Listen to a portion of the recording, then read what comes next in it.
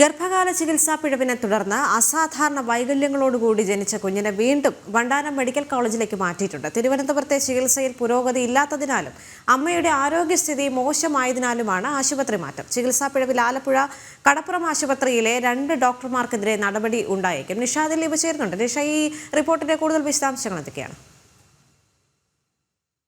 ഈ കുഞ്ഞിനെ അല്പസമയം മുമ്പ് ആലപ്പുഴ വണ്ടാനം മെഡിക്കൽ കോളേജ് ആശുപത്രിയിലേക്ക് മാറ്റിയിട്ടുണ്ട്. തിരുവനന്തപുരത്തെ ചികിത്സയിൽ പുരോഗതി ഇല്ലാത്തതിനാലും ഈ കുഞ്ഞിന്റെ അമ്മയുടെ ആരോഗ്യസ്ഥിതി മോശമായതിനാലുമാണ് ആശുപത്രി മാറ്റമെന്നാണ് അറിയാൻ കഴിയുന്നത്. ചികിത്സാ പിഴവിൽ ആലപ്പുഴ വണ്ടാനം ആശുപത്രിയിലെയും കടപ്പുറം ആശുപത്രിയിലെയും 2 ഡോക്ടർമാർക്കും ലാബ് അധികൃതർക്കുമെതിരെ കുടുംബം പരാതി നൽകിയിരുന്നു. അപൂർവ രൂപമാറ്റത്തോടെ ജനിച്ച് ശേഷം ഗുരുതരാവസ്ഥയിലായിരുന്ന ഈ കുട്ടി 78 ദിവസമായി തിരുവനന്തപുരം SAT ആശുപത്രിയിൽ ചികിത്സയിലായിരുന്നു. പിന്നീട് കുഞ്ഞിന്റെ ആരോഗ്യസ്ഥിതിയിൽ പ്രത്യേകിച്ച് മാറ്റമൊന്നും ഇല്ലാത്തത് കൊണ്ടാണ് ഇപ്പോൾ വണ്ടാനം മെഡിക്കൽ കോളേജ് ആശുപത്രിയിലേക്ക് മാറ്റിയത്. ഈ കുട്ടി ഇപ്പോഴും ഗുരുതരാവസ്ഥയിൽ തന്നെ തുടരുകയാണ്.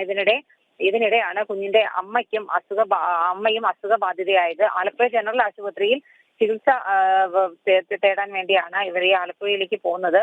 അമ്മ ആലപ്പുഴയിലായതിനാൽ കുഞ്ഞിന്റെ കാര്യങ്ങളൊന്നും നോക്കാനായി കഴിയില്ല എന്ന് കുടുംബം SAT ആശുപത്രി അധികൃതരെയും ആരോഗ്യവകുപ്പിനെയും ഒക്കെ അറിയിച്ചിരുന്നു. തുടർന്നാണ് ഇപ്പോൾ ഈ കുഞ്ഞിനെ ആലപ്പുഴ വണ്ടാനം മെഡിക്കൽ കോളേജ് ആശുപത്രിയിലേക്ക് മാറ്റിയത്.